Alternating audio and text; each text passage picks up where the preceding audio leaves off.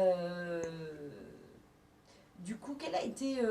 Enfin, vous n'étiez pas là à cette époque exactement, mais les débuts du Kaneka sur Radio Jido, du coup, ça a été quand? Mais en fait, c'est les premiers studios qui ont produit des albums, mais c'est...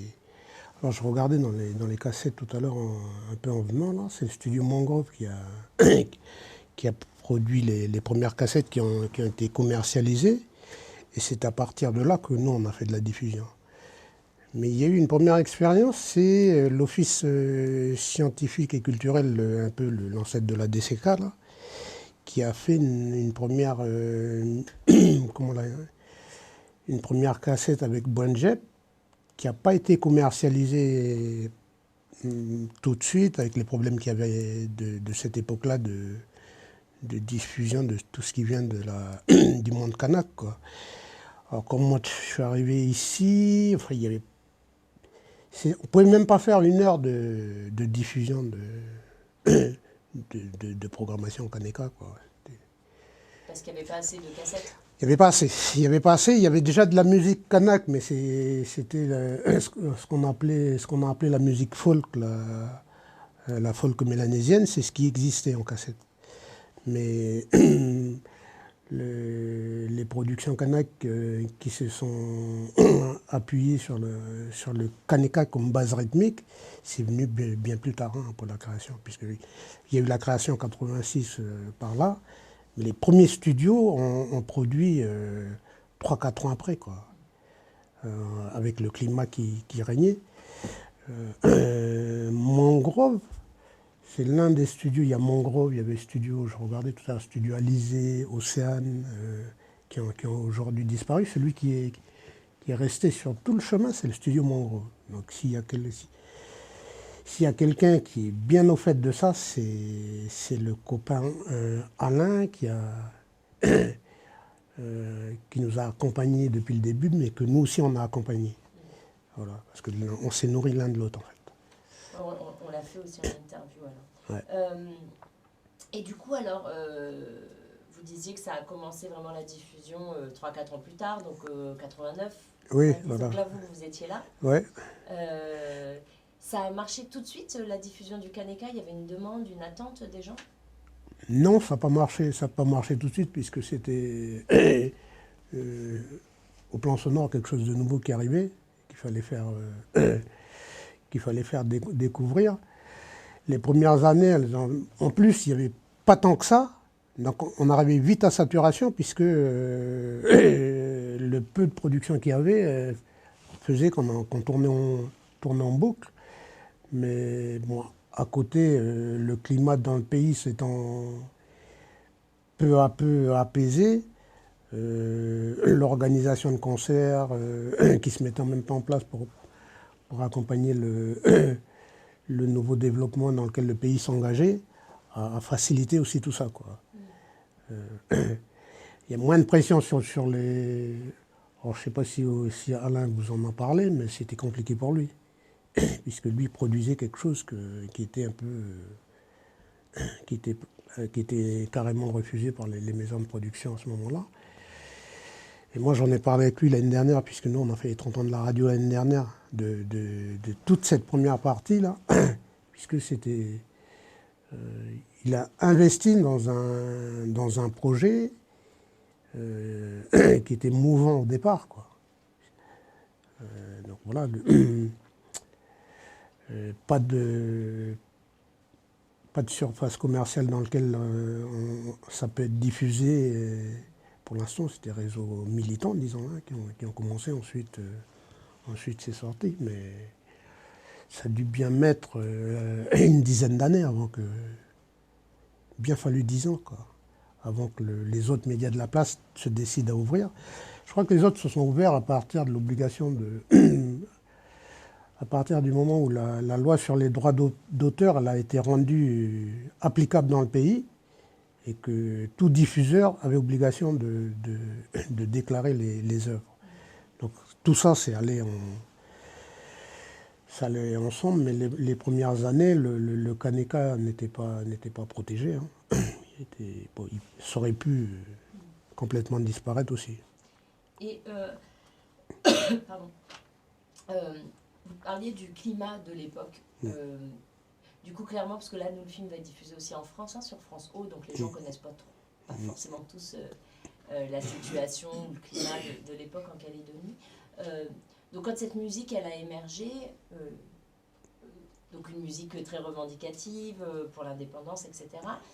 Du coup, ça a été quoi le climat et la réception en Calédonie C'était perçu comment? Bah, dans le monde kanak, c'est passé assez rapidement. Ça n'a pas été une trop grande difficulté parce que les rythmes, ils viennent de là. Par contre, au fil du temps, cette musique, elle a voulu gagner d'autres espaces pour être entendue. Et, et c'est le challenge qui est souvent donné à ceux qui écrivent, qui composent, de comment continuer à garder son originalité, en même temps aller vers des contrées qu'on veut découvrir et à qui on veut faire découvrir des choses. C'est c'est compliqué. Moi, de l'expérience que j'ai avec le studio Mangrove, j'ai pas de remontée venant des musiciens qui disent qu'il y a eu des interdictions au niveau des textes, puisque ça allait avoir du mal d'être diffusé. Il y a eu sur certains studios, hein, ce genre de demande, quand des chansons étaient jugées par le producteur comme, pour lui, peut-être trop un temps qui pourrait être pris pour excessif par certains. Trop violent? Oui, mais il n'y a jamais eu d'appel au meurtre ou à prendre les armes dans les champs kanaks. De ce que j'ai vu arriver ici. Mais pour les Blancs, c'était perçu comme une agression, c'est ça, en fait? Oui, peut-être que c'était forcément perçu comme ça, puisque si je prends l'exemple de la radio, pour tous ceux qui ont... quand cette structure, elle est liée au Kaneka.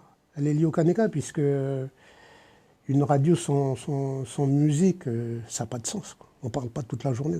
Même s'il y a beaucoup de débats, il y a, il y a une illustration sonore, des contes, des raconteurs d'histoire, de la poésie, de la musique. S'il n'y a pas toute cette créativité-là, ça n'a pas de sens, une radio. Et c'est ce qui nous a permis de tenir, c'est d'avoir de l'originalité en même temps. Même si au bout d'un certain nombre d'années, les studios, avec le temps, ont fabriqué une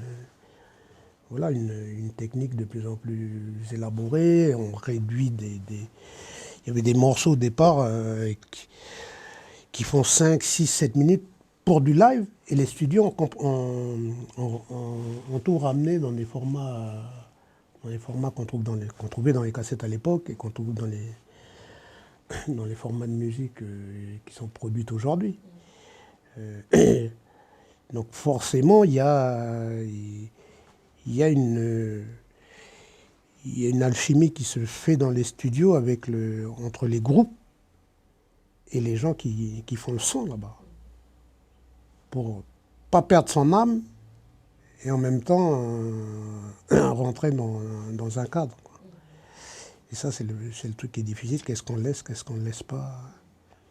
Mais en tout cas, pour revenir à cette histoire de perception, je vais juste arrêter parce que je pense qu'il y a une partie du visage qui est trop à l'ombre. On va avoir des soucis et je préfère rajouter juste un petit truc rapidos.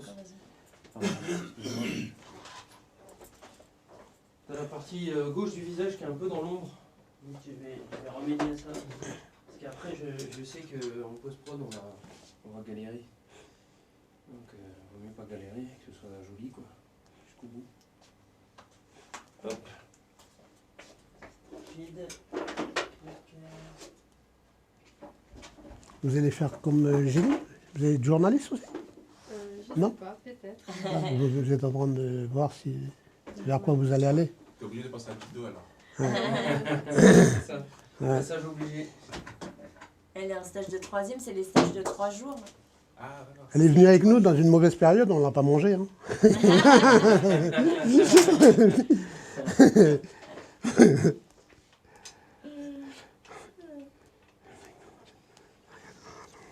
Vous avez beaucoup de stagiaires qui passent? Oui. Bon, il y en a qui viennent. Dans le contexte de l'époque, du coup, j'allais dire la perception du Kaneka chez les non-indépendantistes, c'était quand même pas évident, quoi. Ouais, mais c'est normal aussi. C'est en même temps que c'est pas évident. Enfin, ceux qui venaient, c'est normal. Et puis, je prends Alain. Alain, il est tous les producteurs. C'est pas des Kanaks. Donc on a dû aller, que ce soit le studio Mangrove, que ce soit le studio Voya, c'était Alain Vendange et c'est l'équipe Alain Vendange. Mangrove, c'est Alain Lecomte. Il y a le vieux, il est décédé maintenant. Il y a Alain Chambronner qui fait... c'est tous des Calédoniens d'origine. Et c'est eux qui ont produit. Donc c'est un... Et c'est pas écrit indépendant sur leur tête. Les musiciens kanaks, ils sont arrivés avec des produits avec qui ils ont dû composer pour trouver quelque chose de commun, mais eux, c'est des gens du son, des ingénieurs qui connaissaient le son. Et les gars de chez nous, là, ils venaient avec les rythmes. Et l'histoire, pour parler d'un chemin à faire ensemble, il était déjà là. Vous prenez les ingé-sons de l'Office culturel et scientifique kanak, c'est pas des Kanaks. C'est des Européens. Et à qui il a fallu composer pour récupérer un son qui était produit et le rendre audible à un plus grand nombre. Forcément, eux qui ont une écoute qui est différente de la nôtre, ils ont déjà mis dans le captage Et comment vous leur expliquez touche. justement comment vous expliquez justement que ce soit que les Calédoniens, Alain, etc., ils aient accepté alors ce défi de produire une nouvelle musique, le Kaneka, en plus une musique politique. Selon vous, c'est quoi qui les a poussés à faire ça? Parce qu'effectivement, ça ne devait pas être évident forcément pour eux à l'époque. Mais vous savez, le Kaneka, il se marie facilement avec le rock, les rythmes. Vous demandez à Michel Benébi, qui est quelqu'un du jazz, qui marie le Kaneka avec le jazz, comment il arrive à le faire? Alors c'est les rythmes, là, les rythmes du blues et les rythmes, la manière de rythmer, Il y avait un intérêt pour une nouvelle musique, c'est ça? voilà une nouvelle sonorité qui pourrait donner une couleur, une saveur particulière. Et les gens du son, ils comprennent vite ça. Les constructeurs de musique, hein, que les battements, ce qui rythme la musique, le jazz, le rock, et ce qui rythme la cadence du Kaneka, à partir du moment où tu as localisé ça, tu peux trouver toutes les alliances possibles, que ce soit avec bon, souvent c'est avec le reggae, là c'est avec mais au départ, c'est vrai que c'est risqué, puisque ils ont dû avoir du mal à... Bon, nous, on est de l'autre côté, hein. On n'est pas à leur place. Alors que c'est eux qui pensent qu'il y a la possibilité de faire quelque chose, puisqu'on a compris, nous. Donc après, c'est de le faire admettre à un plus grand nombre. Ça a mis plus de temps, mais de toute façon, les ouvreurs de voix, on n'est jamais nombreux, hein.